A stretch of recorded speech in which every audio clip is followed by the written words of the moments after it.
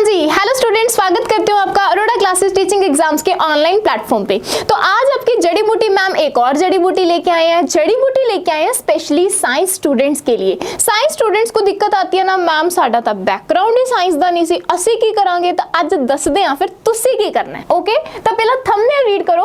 Don't study science like this. जिस तरीके नाल तुसी स्टडी करते हो ना, उस तरीके नाल आपां ने स्टडी नहीं करनी। साइंस को पढ़ने का एक बहुत अच्छा साइंटिफिक तरीका आज आपको बताने जा रही हूँ, जिसके बाद आपकी सारी की सारी प्रॉब्लम सोल्व हो जाएंगी। पहले मैम आप ये तो बताओ, आप फेस रीडर कहते होते हो कि सबसे पहले तो हमें ये बताओ हमारी प्रॉब्लम्स कौन कौन सी हैं, है ना। तो पहले डिस्कस करते हैं कि स्टूडेंट लाइफ में प्रॉब्लम कौन कौन सी हैं। ठीक है, तो प्रॉब्लम नंबर 1 है अभी तक नहीं हुआ सिलेबस। अरे मैम एग्जाम तो हमारा 1 मंथ बाद आ जाएगा, हमारा तो अभी सिलेबस का ही कुछ अता पता नहीं है। अगर सिलेबस कंप्लीट हो गया तो रिवीजन कैसे होगी भाई, रिवीजन के लिए कुछ पता नहीं है। हाँ, अगर हमने सिलेबस मान लो एक दिन पहले कंप्लीट भी कर लिया तो उसको रिवाइज भी तो करना है, उसके रिलेटेड टेस्ट भी तो देने होंगे।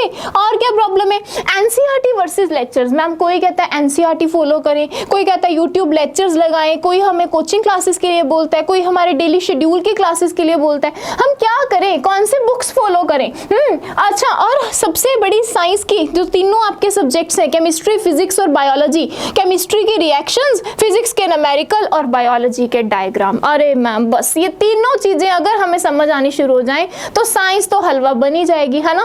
तो इस साइंस को हलवा बनाने के लिए आज मैं आपके लिए लेके आई हूँ आज का स्पेशल वीडियो कि आखिर साइंस को कैसे स्टडी करना है। ये सारी की सारी प्रॉब्लम्स को हम करेंगे मिलके सॉल्व। ठीक है, so let's start today's video, how to study science. चलो जी, तो जैसे आप सबको पता है कि हमारी वीडियो हमेशा स्टार्ट होती है हमारे प्यारे चिंटू के साथ, है ना। तो चिंटू के साथ आज मिंटू भी आया है, चिंटू के साथ आज मिंटू भी आया है। तो ये है हमारा चिंटू और ये है हमारा मिंटू।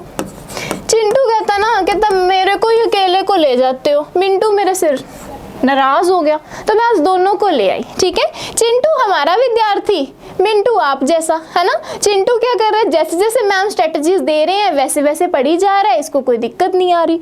मिंटू आपके जैसे प्रॉब्लम्स लेके बैठा है कि यार चिंटू को कौन सी जड़ी बूटी मिली हुई है, इसको पूछे तो सही कि इसके पास ऐसा क्या है। ठीक है, तो आज चिंटू अपनी जड़ी बूटी देने आया है, किसको, मिंटू को। ठीक है, चलो फिर देखते हैं। तो सबसे पहले हमने साइंस को स्टडी करने के लिए समझना है 80-20 रूल।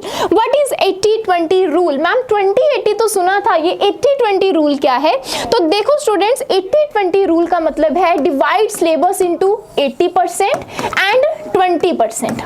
हाँ जी, तो अब सिलेबस को डिवाइड करना है 80% में एंड 20% में। मैम इसका मतलब क्या है? देखो जब हम अपना प्रीवियस ईयर एनालिसिस कर रहे होते हैं ना, या कोई टॉपिक पढ़ रहे होते हैं, हमें पहले से पता होता है कि ये टॉपिक 3-4 बार आया हुआ है ना। कोई भी चैप्टर उठाया हमने, ठीक है, हमें पता होता है कि इस टॉपिक की वेटेज जो है हमारे लिए क्या रहने वाली है, ये चीज सबको पता होती है। ठीक है, तो अब 80% सिलेबस ऐसा होता है जो कि हमेशा प्रीवियस टाइम पूछा गया, हमेशा प्रीवियस टाइम पूछा गया। तो सबसे पहले आपने उस 80% की तैयारी करनी है ना। कुछ टॉपिक ऐसे बहुत ज्यादा मोस्ट डिफिकल्ट, हमारे 20% टॉपिक्स ऐसे निकल आते हैं जिनके बारे में हमने सोचा भी नहीं होता। ठीक है, जिनके बारे में हमें लगता होता है कि नहीं यार ये टॉपिक तो कभी पॉसिबल हो ही नहीं सकता, हमें समझ नहीं आता। ठीक है, तो ये सारी की सारी चीजें, तो एक बार 20% सिलेबस को स्किप भी कर दो। क्या कर दो, 20% सिलेबस को स्किप कर दो कि कोई चक्कर नहीं यार, इसको बाद में देख लेंगे। सबसे पहले जो 80% सिलेबस जो बार बार हर एक एग्जाम में आता जा रहा है, हर कॉम्पिटिशन में आता जा रहा है, जैसे अगर मैं बात करूं अपने ईवीएस की, है ना, food and nutrition and human health and disease, ऐसे चैप्टर्स हैं जो सिर्फ और सिर्फ ईवीएस में नहीं, साइंस के हर एक कॉम्पिटिटिव एग्जाम में भी पूछा जाता है। ये डिसीज किससे होती है, इस फूड से कितनी एनर्जी मिलेगी, है ना। तो ऐसे टॉपिक जिनकी वेटेज बहुत ज्यादा आ रही है, बार बार प्रीवियस ईयर पूछा जा रहा है, सबसे पहले उसको कवर करेंगे, बाकी सिलेबस को एक बार क्या करेंगे, स्किप करेंगे। ठीक है, क्योंकि देखो कॉम्पिटिशन एग्जाम्स में हमने कोई फर्स्ट सेकंड थर्ड नहीं आना होता, हमें कोई पोजीशन नहीं लेनी होती, हमने सिर्फ और सिर्फ कट ऑफ जो है उसको क्रॉस करना होता है। ठीक है, कट ऑफ क्रॉस करने वाला फुल आउट ऑफ फुल वाला भी हो सकता है, और कई बार तो कट ऑफ बहुत ज्यादा भी गिर जाती है। क्यों गिरती है?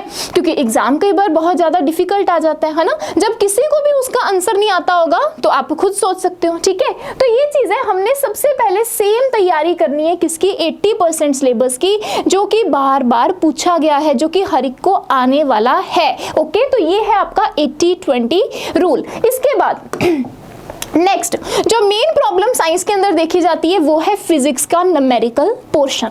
अब जो स्टूडेंट्स बायो से बिलोंग करते हैं उनके लिए तो ये नील बटे सन्नाटे वाला काम हो जाता है कि मैम फिजिक्स के न्यूमेरिकल, हाँ हमें कुछ लर्न ही नहीं होता। तो सबसे पहले जो आप कहते हो ना कि मैम फॉर्मूलाज लर्न करेंगे, हम क्या करने हैं, फॉर्मूलाज लर्न करने हैं, तो ये तो कभी भी नहीं करना, कभी भी नहीं करना कि आप फॉर्मूलाज का रट्टा लगाना शुरू कर दो। फॉर्मूलाज आपको ऑटोमेटिकली लर्न हो जाएंगे जब आप क्या लगाओगे, क्वेश्चन प्रैक्टिस लगाओगे। ठीक है, मान लो आपने कोई भी एक आज कंसेप्ट कर लिया, रेजिस्टेंस के ऊपर कर लिया, V is equal to IR होता है ना, आपको पता चल गया कि आपका वोल्टेज ओवर करंट जो है ये रेजिस्टेंस बनेगा।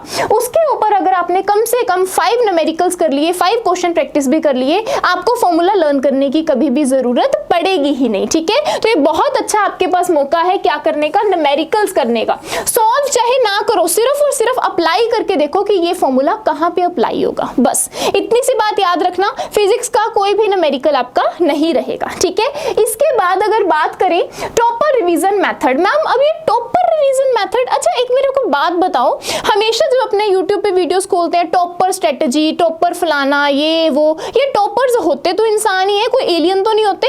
हाँ, हमने हमारे में से टॉपर निकल के जाते हैं, उनके कुछ एक्स्ट्रा मतलब ये है कि हाँ उनकी स्टडी में कुछ ना कुछ एक्स्ट्रा होगा जो ऐड करते हैं, है तो इंसान ही, तो आप क्या वो चीजें ऐड नहीं कर सकते? तो क्या कुछ करते हैं, सबसे पहले उन्होंने करना है सोल्व क्वेश्चन सिंपल पेपर। सबसे ज्यादा देखो अपने कोई भी कंपटीशन का एग्जाम देना है, पहला डर हमारे मन में ऐसा होता है कि एग्जाम कैसा आएगा, है ना, एग्जाम कैसा आएगा, एग्जाम कैसा आएगा। अगर हमने उससे पहले ही उसके related same to same ditto 10 exam sample paper solve कर लिए तो आपको डर कैसे लगेगा, क्योंकि आपको तो पता ही है कि एग्जाम का पैटर्न ऐसा होता है, मैंने 10 बार तो इस चीज को सॉल्व किया है, जब वही सेम चीज मेरे सामने आएगी मैं उसको की सॉल्व नहीं कर पाऊंगी, बिल्कुल कर पाऊंगी। ठीक है, तो ज्यादा से ज्यादा सैंपल पेपर सॉल्व करने हैं। नेक्स्ट उसके बाद फाइंड द वीक टॉपिक। देखो हर एक स्टूडेंट को अपनी वीकनेस पता होती है कि मेरा यहाँ पे वीक पॉइंट है, मेरी ये चीज बहुत ज्यादा वीक है ना, मैंने यहाँ पे फोकस करना है। तो जब आप सैंपल पेपर्स लगाओगे ना तो आपने केवल आंसर्स नहीं लगाने, उसके अकॉर्डिंगली खुद को प्रिपेयर कर लेना है, वहां पे टिक मार्क करना है कि यहाँ पे मेरा ये वाला वीक पॉइंट है, इस पे मेरे को काम करना है। ठीक है, and the next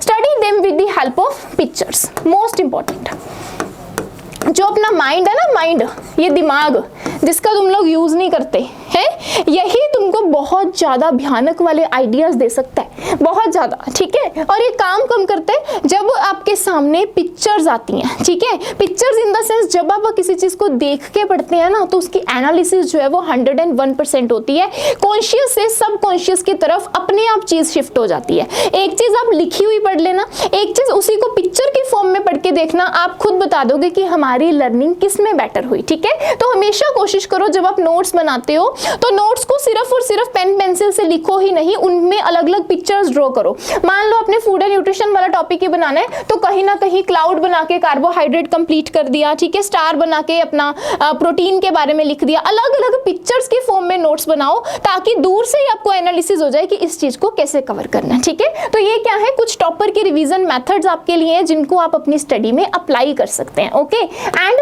today's last tip, last one tip देके जा रही हूँ, अगर इसको मान लिया तो बस फिर सोने पे सुहागा है, नहीं तो एलियन तो तुसी हैगे ही हो, है ना, तुहानू हमेशा लिए पता है। तो लास्ट आपकी टिप क्या है, इंप्लीमेंट करना स्टार्ट करो। वीडियोस आपने लाखों देखी हैं मोटिवेशनल, है ना, लाखों वीडियोस देखते हो, उसने ये कर दिया, उसने वो कर दिया, उसने ये स्ट्रेटजी बताई। वीडियो देखने से कुछ नहीं होगा जब तक उसको इंप्लीमेंट नहीं करोगे। ठीक है, तो मेरे को आज कमेंट सेशन में प्रॉमिस चाहिए कि हाँ जी जड़ी बूटी मैम, हम आपको प्रॉमिस करते हैं कि जो जो बातें हमने आज आपसे सीखी हैं वो सारी की सारी हम इंप्लीमेंट करेंगे।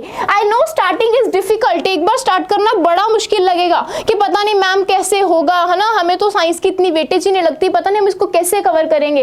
बट अगर एक बार स्टार्टअप ले लिया तो एंडिंग तक खुद ब खुद पहुंच ही जाओगे, ये बात याद रखना। ठीक है, तो बस आज की मेरी बातें इतनी ही थी, साइंस के बारे में थोड़ी सी बातें लेके आई थी। ऐसी ही इंटरेस्टिंग वीडियोस के साथ मिलते रहेंगे।